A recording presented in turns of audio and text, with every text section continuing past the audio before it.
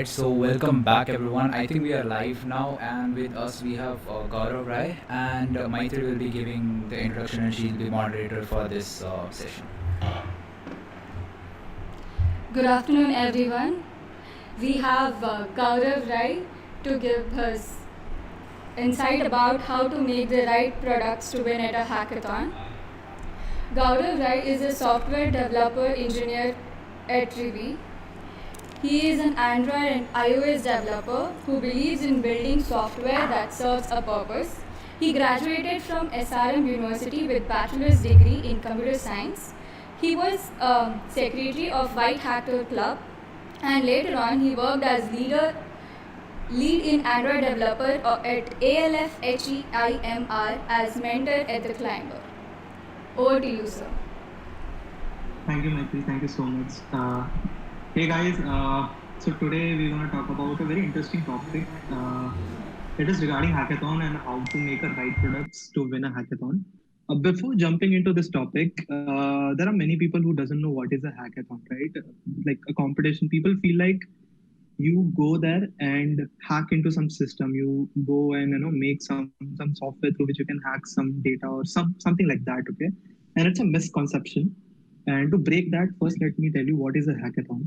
Okay, so hackathon, it's a competition. Okay, just like a normal competition, like drawing competition, music competition, something like that, to find a solution. Okay, solution that which can be a hack, a jugaad. Okay, I will let you know about this very concept of solution and jugaad in the next slide, but stick with me. To make a prototype of it. Okay, so for example, you came up with an idea that you want to build the next Uber in India. You have, in order to participate in a hackathon and win a hackathon, you have to make a successful prototype of it. Okay, at least something that can prove that you can build it in real life as well. Okay, some kind of app or some kind of something that is presentable to the jury under limited time.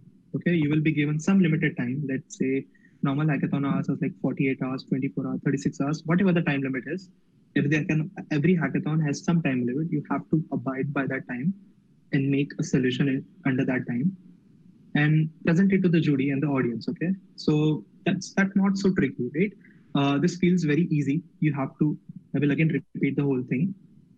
A competition to find a solution, hack or jugaad, to make a prototype under some limited amount of time and present it to the jury and the audience. Okay.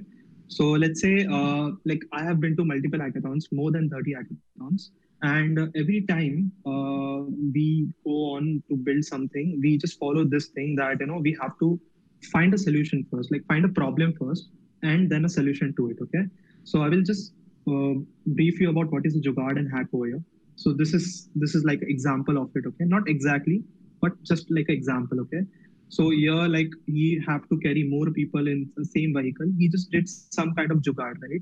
So same you have to do with software as well. Okay, so for example, if you have to build something related to chat or something related to let's say we build some like offline payment method, right? How do we do that?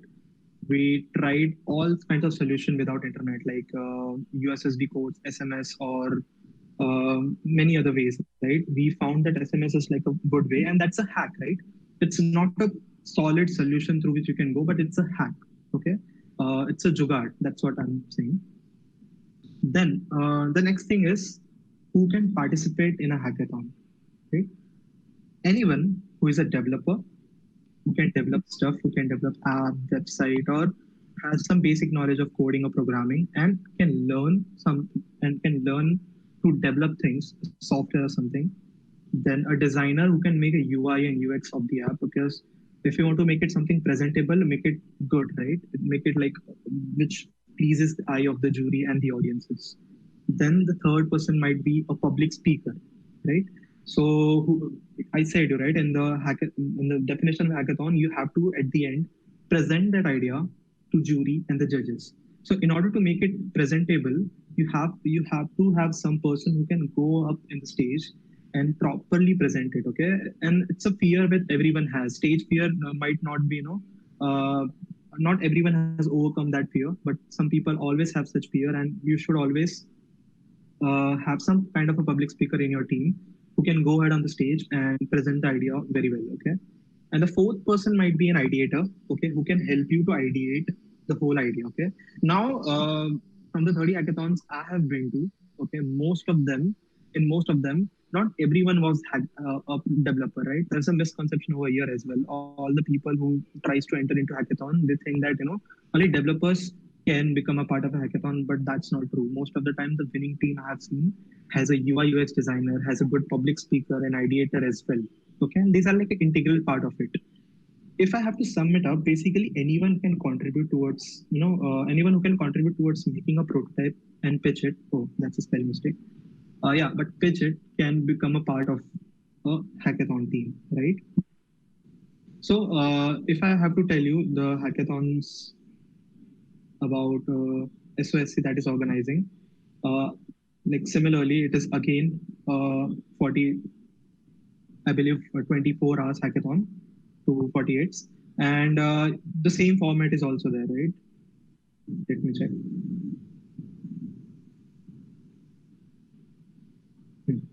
So even they ask the same thing, right? If you're a designer, if you can find a right product or something like that, you can also participate in the hackathon, right? Same hackathon. Now I will come back to another topic, okay? Before moving on to what you can gain out of hackathon, okay? So many a time, not only you try to develop something. So I found when I started hackathon in second year, until first year, I just learned new languages like Java and C, C++. That too through via college. But when I started doing hackathons, you are pushed into ideating something wherein you have to use your brain and to make something out of it. And also not only that, but you also have to make a working prototype of it. So you also learn how to develop it or at least get familiar with other languages and frameworks, right? And your learning curve becomes so fast that you from one hack to another not only switch from one technology to another technology but also completely from one idea to another idea as well, because some hackathon requires you to develop something very specific related to environment. Some hackathons are open where you can where you can work on any idea, right? So when it comes to you constantly attending hackathons, it becomes very rigorous learning process. So when I started, I just knew how to do some PHP, basic PHP. But then I learned Android. Then I learned basic web development. Then I learned Node.js and blockchain and so many more technologies. By the end of the fourth year, when I was graduated from college, I had a gist of basic knowledge about all the technologies, like from ML and AI, the very basic concepts, right? Not into deep, but you get to know how they work and how they don't, right? Another thing that you learn from a hackathon is the public speaking skills. Okay, you have pushed to a stage. Okay, the first time when I went to the stage, I didn't have any idea like what to speak, what not to speak. My friend was there and me and I was pitching a very first idea, and we decided that we'll pitch in a way that the first half is I will be the one who will be pitching, and the second half will be my friend who will be pitching. But as soon as I got that mic in my hand, I was shivering. Okay, there are 5 or 6 things that happens when you go to stage. If you're the first timer on stage, or also if you are experienced, right? You shiver, you palpate. There is like a strong sense of like anxiety or something like that. You have this. You get sweaty and all. Yeah, so you have this fear, right, that people are judging you. Okay, and because of that, I just within a minute I gave that mic to my friend, and he then continued, and it didn't end well. Okay, but it happens with practice. You have to go on the stage, you have to pitch your own idea, and that's how you learn how to express your ideas, express your thoughts, and then present it in a way. The third thing is that in a hackathon, nobody actually most of the time looks into the code. Okay, so even if you are like a enthusiast who wants your code to be perfect, it's fine. You can cut some slack. You can use Jugaad over there. Okay, you can put like static code or copy paste code from Stack Overflow. Don't copy the whole project. That's plagiarism. Okay, that's completely wrong, and you get disqualified from it. But make sure you use Stack Overflow, because big companies also, right? The company I work in, most of the companies, there also people use Stack Overflow to copy and paste the answers and make stuff out of it, right? You can use that. Then also one more thing that you learn is it not only you're not only developing an just a product, but you're also ideating it. Okay, when it comes to finding a problem, you find a problem in your real life solutions, right? In your real life day to day work, right? You try to figure out what's the problem that I'm facing today. Like the problems I worked with was like NGO problems, wherein I find like there's an issue with the donations, so I made something out of it. So I was saying that not only that, but you also learn to okay, the one of the another benefit, I just forgot the point. Anyways, so coming to the benefits of the hackathon, one of the last point that I was saying was that if you win hackathon, you also win prize money or also the goodies. But apart from that, when hackathon was first introduced, it was not to win a prize or win something out of it, but to make some contribution to the open source community. Now, this is a completely different track that I will move ahead after some point, after some time. But whatever you develop, okay, you can go ahead and make it public, okay? And if people likes it, they will contribute to the project, and this project can become a base for thousands of different projects. Okay, that's how the Android phone that you're using, the open source Android project. Okay, it's completely open source. The Linux open source operating system that we are using, it's also completely open source. And this video call that we are making, it's WRTC protocol, right? That is also completely open source. People tried to find some hacks, find a solution, and then they made it public. And that's how we that public contribution is now being used to like completely transform the world. And that is the reason why hackathon came into picture. The first time an hackathon was organized, that was by Major League Hacking. That's the organization from US, which made sure that essence of hackathon is maintained. Okay, they organize these events wherein you can find a solution on anything, any hack that you feel like. You don't have to form a business plan or something like that. But sooner or later, hackathon also became a platform where you can not only find a hack, but also you should figure out a way through which you can make business. Okay, and Indian hackathons work in that sense that you should not only have a solution or a hack, but you should also have a business plan with it. Okay, that's when a public speaker and ideator comes into picture. Okay, they can find the right business model. You have to think about it. Okay, because free product doesn't survive. A product which can make a business sense can go ahead and survive, right? So most of the hackathon are organized by colleges and organization, but when you go to organization level hackathons, the business plan is something where people care about more. Or even in college hackathons, business plan is something that people care about more, right? So how do you come up with business plan? It's really you need a research over there. So there has to be one person who at least spends 3 to 4 hours searching on how similar product make businesses, what is their income sources, and how do they charge users, and then you have to add it to your pitch. Okay, now this is not just like 3 hours project, 3 hours research, but before you finalize an idea. uh, okay, one more thing.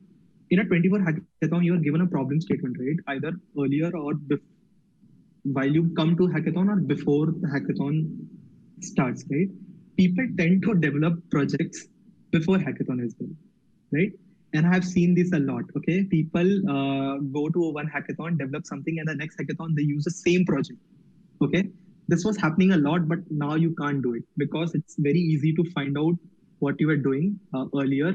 And because Devfolio and Skillens are all the organizations now tells the organizers that this participant has participated in this hackathon and this idea has been done, and organizers can quickly know that you have worked on the same project and this is the same UI and same code, and you cannot fool around. So make sure you don't do that as well. Okay, you should not copy even your own code, because that just kills the point, the essence of hackathon. Okay, now before the hackathon starts, you might be given an tracks that it is an open hackathon, or it has like particular tracks that environment, blockchain, or something like that. People tend to develop the whole like start developing it before hackathon. That should not also be the case. You should start it once the hackathon is started. Okay, just like following the guidelines. It's hard to find that out, but if you are caught, you are disqualified. So just don't take the chances, right? One more thing, when you start it, make sure before even writing the single line of code, you have ideated your idea properly. Okay. So if you find a solution, make sure you not only have seen the business side of it, but also sorry about that, not only the business side of it, but also how will it work. Okay, is it viable in the current scenario? What technologies you'll be using? What's the plan? And once you are like solid on that, once you know that it can, there is a green flag with all the conditions, then go ahead and write the code. Because halfway through it, and if you change something, it just becomes a domino, just like playing Jenga. Halfway through it, you develop it, and when you try to change something from the foundation, everything will fall apart, and you have to start from zero, right? So just put in 3 to 4 hours, three to at least take 5 to 6 hours, let's say, into editing your idea properly, document it in a paper, write it down, see what is the business plan for it, and don't just come with a very vague business plan that will just show ads to the user or take the data and sell it. No, that won't work. Okay, that doesn't work right that way. You have to come up with a solid plan, the subscription based, whatever it is. Okay, document it, and how will you make that app, what technologies you will be using. Some projects might require just an app. Okay, if you are an app developer, some project will just can survive using a phone app, but some you have to use a website or something to make it more accessible. So choose the right platform and then go ahead and make a prototype. Now one more hack in a hackathon is that if even if you don't have the whole product ready, make sure you have the UI ready. Okay, because if your research is good, if you have a solid plan, and even if you have a presentable UI, you can tell the jury or tell the audience that this is the idea, this is how the whole idea will operate on. That's the hackathon. Okay, even if you don't have the working, the core of it not ready, it's fine. Okay, because 24 hours or 48 hours is not enough to actually make a prototype. It's just enough to make a presentable version of a prototype, right? A very vague version of it, I would say. But yeah, make sure you have all the UIs ready, and UI should look good. Okay, because at the end, jury might not be able to see your code. Okay, because it's not, most of the jury are not exactly from the technical background, right? Might not be from technical background, and also judgment of each jury is very subjective. Okay, so if you try to present your idea well, if you try to present your idea in a very good UI, and with a very good UI and with a very good UX, the chances of impressing them, the chances of making them understand your idea is very higher. Okay, the aim of the pitch is to make sure that your idea is very much understood by the jury. And the aim of the research that you did, like 5 to 6 hours, is because whenever jury asks you a question, you have the answers to it in hand, right? You know all the edge cases, you know how you operate. If they ask you some business plan, you have that ready, and that makes the perfect pitch. Yeah. So that was the hackathon. Now I will just move on to open source contribution. Okay, as the organizers of this club are like from the Mozilla open source background. So I've been to their hackathons, and they are all about open sourcing the idea that you do in a hackathon. Okay, and that was the first. So I went to this hackathon from Christ University for the first time, organized by Mozilla Developers Group, where they given us some open track, some closed track on developing a browser extension. Okay, and we did that, but they insisted us to make that open source, and that's when I heard this for the first time, and I researched about it. And I entered the Mozilla's group in Telegram, and then they explained me what is exactly open source, how Mozilla operates, and how these big companies that you talk about, Apple, Google, any company that you talk about in software industry, are existing because of the open source technologies. As I said, this call is actually happening because of the open source contribution, right? WRTC. Now, what is the exact connection between a hackathon and open source contribution, right? I told you this as well, Major League Hacking, that happened because of open source contribution. But what you can do, or you can benefit from open sourcing your software. First thing, establish credibility, and also not just that, but some ideas, sometimes you come in a hackathon and some ideas you don't have the business plan for it, right? I had so many ideas, but doesn't make a business sense out of it, right?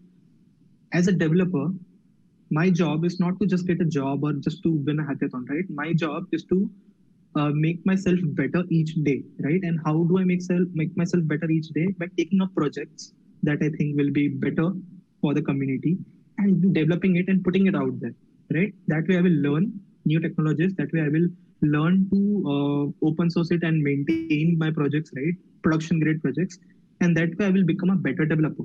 Okay, so that's what you gain from open sourcing your projects.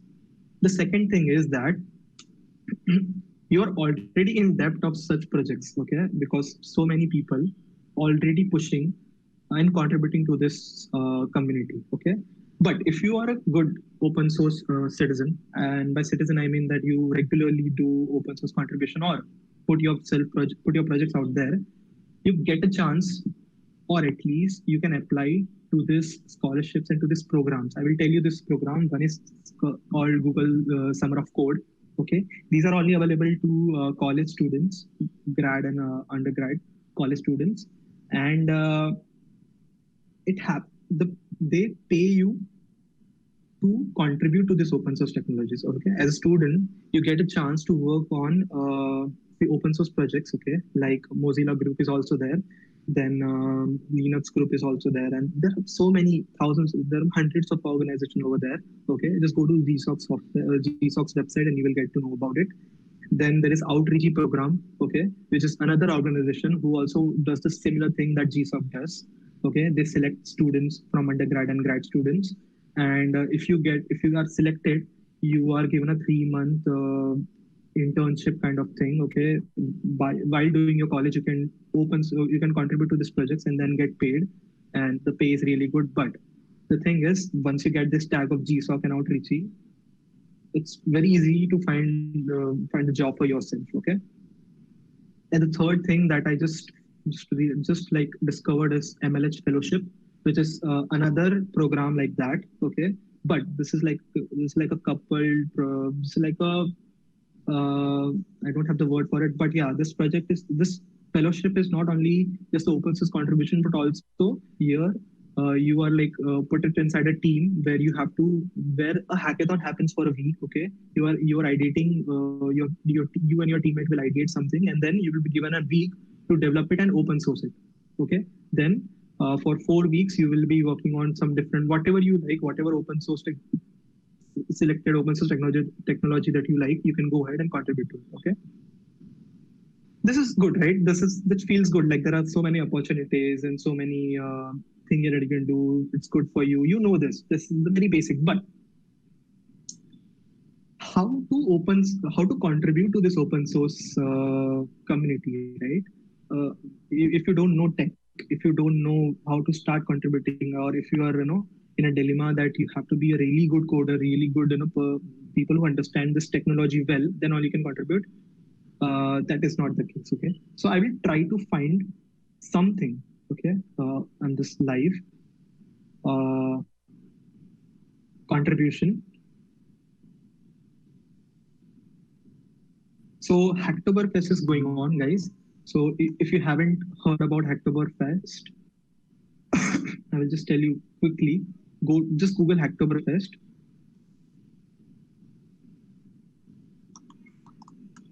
So Hacktoberfest is organized by GitHub, DigitalOcean, and some other organization, some other good big organizations. And what this organization do is, the aim of this Hacktoberfest is that you have to make 4 credible open source contribution in this October month. And if you're able to do that, you will be given this exclusive t-shirt, okay, which will be delivered to you for free, or you can plant a tree. You can give that whatever the money that you gain or amount of money equivalent to this t-shirt will be used to plant a tree. Okay, very simple. So this time Dev is there, Intel and DigitalOcean is there. So just go to this website, okay, and just Google Hacktoberfest, and the first link will follow up to this website, and you just have to sign up, and you have to sign in using your GitHub ID. Okay, now this is only available on the projects that are on GitHub. Okay, so make sure you also do that. You also have a GitHub account. Now, how to find a project to contribute to. Okay, simple. Hacktoberfest on this very website, you will be able to see this. Whatever the language that you know, just search for that language. For example, I know JavaScript. There are like like hundreds of projects that are given to me over here. Okay, say let's say piyushmehta.com. So go to the issues. Okay, here you will find Hacktoberfest for beginners issue. Okay, the tag for beginners. Wherever you see this tag for beginners, go there. See here, create comments. Okay, you just have to comment the code, right? This issue is already taken, I guess. But yeah, you get a gist of it, right? There are like thousands and thousands of projects on GitHub where you will find this beginner text where you just have to comment things, where you have to make some small changes to it and something like that, which can give you a proper contribution. But this time Hacktoberfest is a bit different. You cannot only do that, but you have to also make a contribution to it. So if you're sticking to a project, if you're sticking to some project on GitHub, then make sure not only you do this basic beginner thing, but while doing that beginner thing, you learn about that project, try to work with it, and then try to up your game, right? Try to find the issues which are a bit more complex, but you can do it. Okay, start from very basic, but make sure you also level up your game, right? Also make sure only doing that comment and thing won't work this time. Only one comment can work, but not all the 4 PRs with the comment will work. Okay, they're very strict about it, and if you want to learn why they are strict, they have just given rules over here. Okay, they say it's like make 4 valid PRs. Okay, in October, and that is it. Cool. So this is how you can start with open source contribution. Okay, just like commenting and properly commenting code or giving proper documentation to it and solving some documentation issue can also help you to have a valid PR. Okay. Okay, guys. So any questions until here? Okay, one more thing. If you have to find hackathons, where can you go? So there is always Devfolio, there is Skillenza, there is just a minute, HackerRank is there, Hacker Earth is there. Okay, and there are many different websites through which you can find hackathons. And yeah, there is events 20 something like that. So most of these will cover almost all the top hackathons that is happening in the country. And also there is the biggest hackathon we have in the whole world, Smart India Hackathon, guys. So Smart India Hackathon also came up with the same implementation. You were given some problem statement by the different ministries of Indian government, and you have to find a solution to that problem statement. So these are very definite. Okay, these hackathons are very definite. This is not open track hackathons, as I said, where you have to find a solution. So find a problem, then a solution to it, and then a business plan. Here it doesn't work in that way. This Smart India Hackathon is very different than the other hackathons, and the nature of it is also different because here you're dealing with government. Government doesn't always look out for profit, or mostly in the hackathons, they doesn't look out for profit. And the problem statement is very definite. Okay. For example, coal ministry might say that transpilling coal is the issue for them. It is very definite. Okay, right? And you have to find a very precise solution to it. So here the implementation also has to be very precise than different hackathons, right? Where you can just vaguely come and present an idea. Here you have to have a proper research and proper implementation of it, and then only you are able to win that hackathon.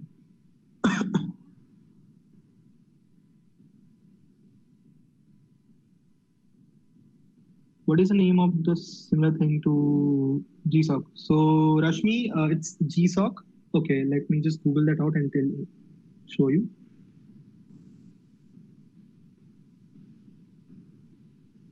So one is GSOC. Okay, and for GSOC, you have to plan it like from December, and it starts in, I guess, in March, but you have to plan it from December.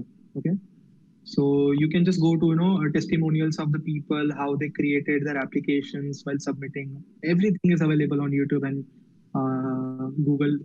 You know, then there is Outreachy. Okay, so Outreachy is similar program like GSOC. But here the number of people, the intake is less than GSOC. The pay is more.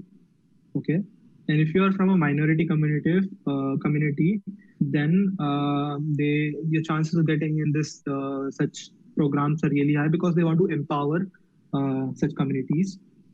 Then there is MLH fellowship. MLH is, I said, like a Major League Hacking, right? It's like a biggest.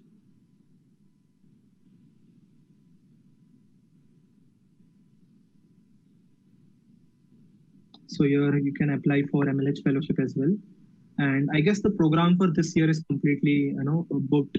For next year, March till March, they have the programs, forms ready. So make sure you fill that out as well.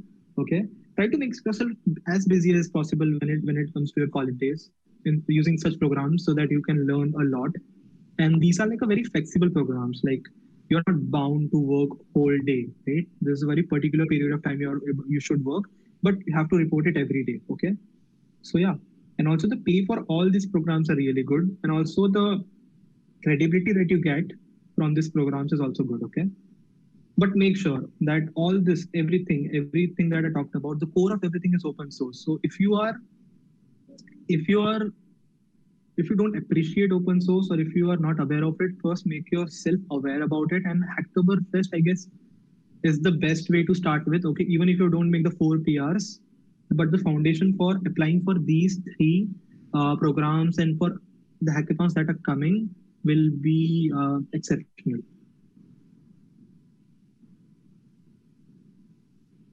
Yeah, there is Gull Script Summer of Code as well. I just forgot about it. Yeah, but yes, Gull Script Summer of Code is also one of them. I just forgot about it because yeah, so that is also there.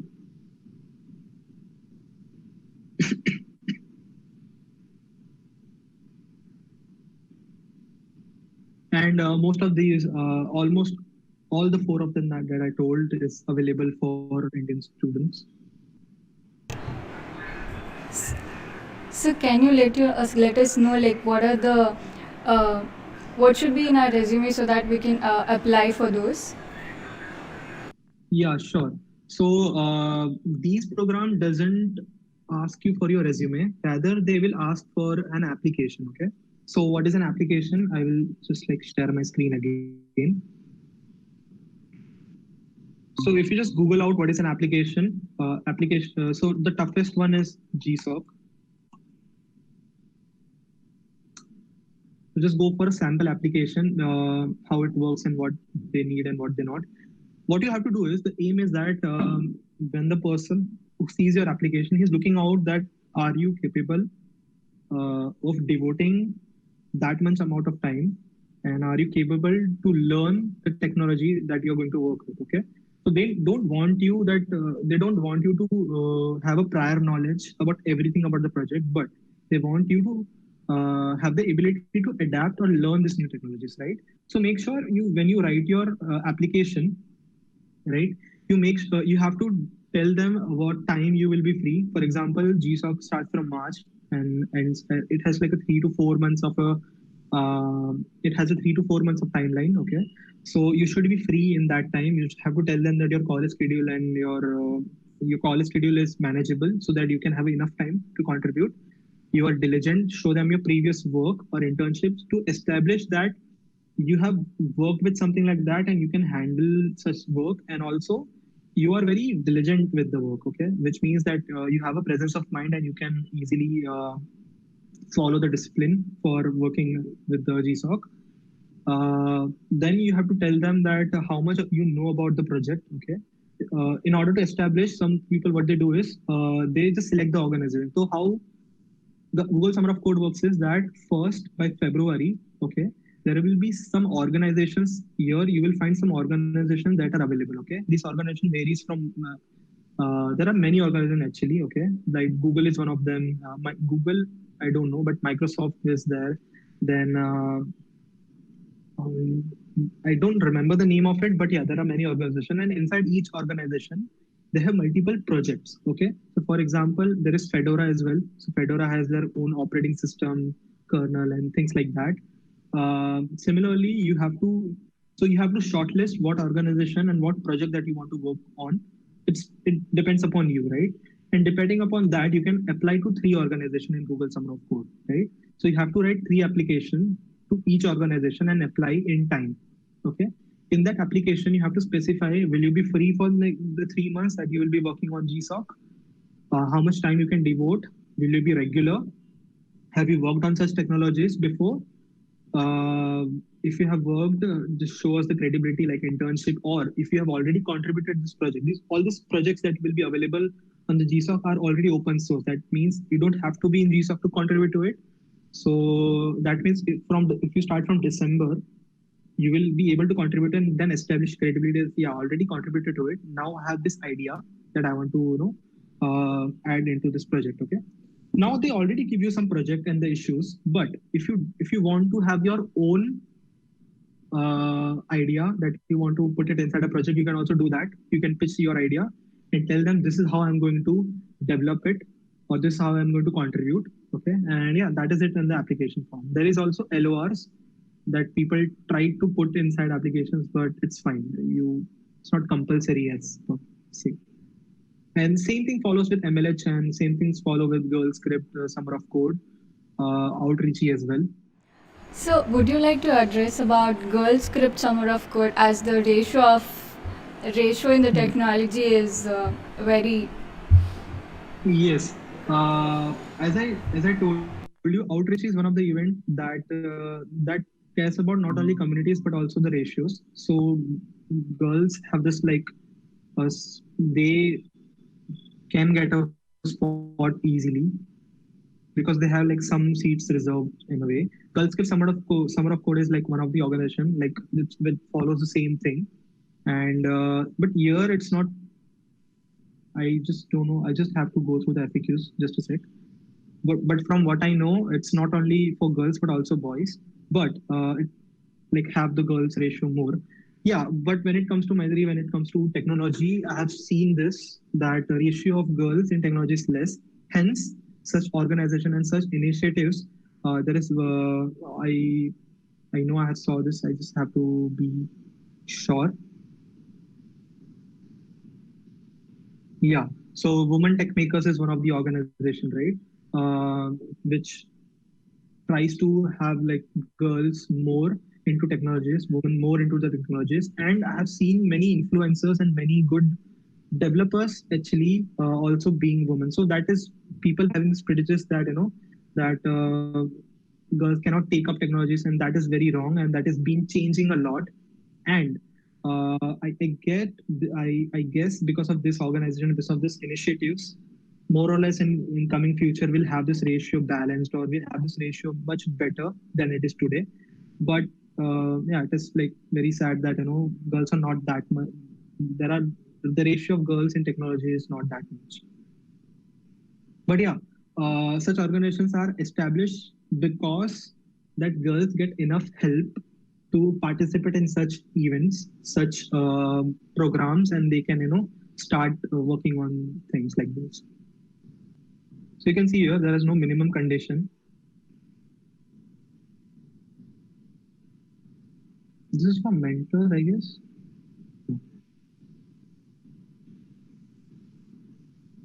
Okay, Andromeda has a question. How do you design ideas if you are complete beginner, like in first year, and never participate? Andromeda, that is the reason I told you have to start from December. Okay, you have to start checking out like what were the previous year organizations who are regular organization, what project they pitch in, and then since all the projects are already open source, you can go to GitHub and try to learn these projects, try to adapt to these projects and try to understand them. Okay, And that's how you will be familiar not only to a technology, not only to a language, but also the whole idea of the contribution, right? And then you, if you understand a project, then only you can pitch an idea, right? Chances are that if you already work on something that is already there, so if you work on their issues, you chances are that you getting selected is higher. But that is not always the case. If they like your idea and if they think that it is, and if they think that your idea is a valuable contribution to their project, then they will take you. But yeah, you have to see the project and see all their projects and organization first before applying.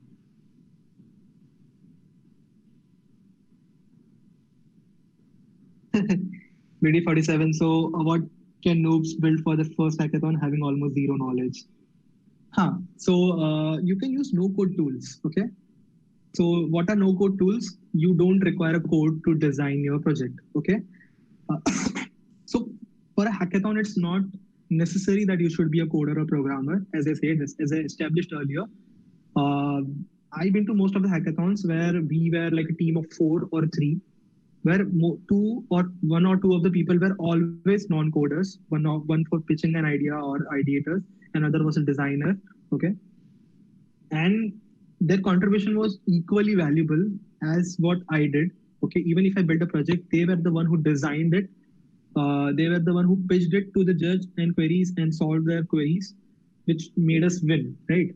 So even if you are a programmer, even if you're a complete noob, first thing that you need to do is ideate. Like try to find a problem, okay, try to find a solution and try to make a business plan out of it. Once this part is done, okay, once this part is done, there are no code tools. Just go to Google. I will again share my screen. That can make apps just using Google Sheet, man. So no code tools. So 21 no code best tools, okay, that you can use. If you don't know, if you know only Android and you don't know backend, there is also a tool for that. If you know only backend and you don't know Android, there is a tool for that. And if you don't know both, there is still the tool for that, okay? So it's Glide is one of them, okay, I told you, right? A Google Sheet, and they will build an app for you, but you have to tell them what is the logic, right? Just go to this list, just Google this, like no code tools, and then you will see people are building amazing ideas without even making single line of code, okay? And I'm not kidding, but 4 years ago, this was not the reality. Now it is. They are making business out of such tools, right? So even if you're noob, you can still go to hackathon and win one of them if you have an idea which can make a business plan, which can make a business sense, and it is presented well.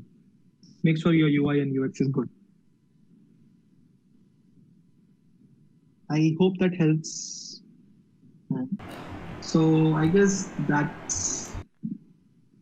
will be it from. Again, just a quick recap of the whole thing. First, a hackathon. I told you what is a hackathon.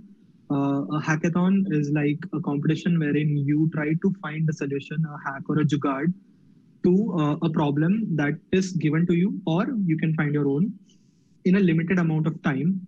Each hackathon has a limited amount of time, and at the end of which you have to present that to a jury or the audience, right? Then we talked about how hackathon is connected to open source technologies, how it came from there. Then we talked about different fellowships or different programs that run so that you can contribute to open source technologies like Google Summer of Code, Outreachy, Google Script Summer of Code, then MLH Fellowship, and now the Hacktoberfest. But the core of everything, hackathons and these programs and everything, is your contribution to open source technologies, right? So to get yourself familiar with it, start with Hacktoberfest. Try to find very basic or beginner level contributions like commenting things out, like adding documentation or correcting spelling, something like that, and try to level up your game, try to contribute more, and then establish credibility. Okay. Thank you so much for giving your insight and ideas about how to participate in a hackathon, and we'll definitely come up with some jugaad to participate in the hackathon. And thank you for the fellowship ideas too, sir. Okay. Thank you Okay. so much, Bye. sir. Thank Thanks. you. All right then. Thank you all for coming here today, and I think there was a great session. And so I think you all might be having an idea of how hackathon works and how you can make some things for the hackathon. And therefore, we will be dropping you a link in the chat right now, and you guys can register there. We have a 28 hours hackathon on 3rd of this month, and there are a lot of small games as well as a few challenges that will be happening throughout the hackathon, which you guys can. Which you guys can work on. And other than that, tomorrow is the day 2 of DevHost. And so the first event which we have tomorrow will be at 10 a.m. tomorrow morning, which is workshop on daily things that can get you pawned. So it's a cybersecurity session. So therefore, if you guys are into cybersecurity, I would really suggest you to come. It will be taken by Viral Parmar. And after that, we have a second session at 11:30, which is prototyping with Figma. It's a design workshop, so designers out there, you guys can join it. It is presented by Mustaq Ahmed. And the third session will be at 2 p.m., which will be by Ruman Kalandar on jazzing up your website with CSS. So which is another web development talk and workshop as well. There will be some demo, so you guys can join tomorrow as well from 10 a.m. All right, so that's it for today. Thank you.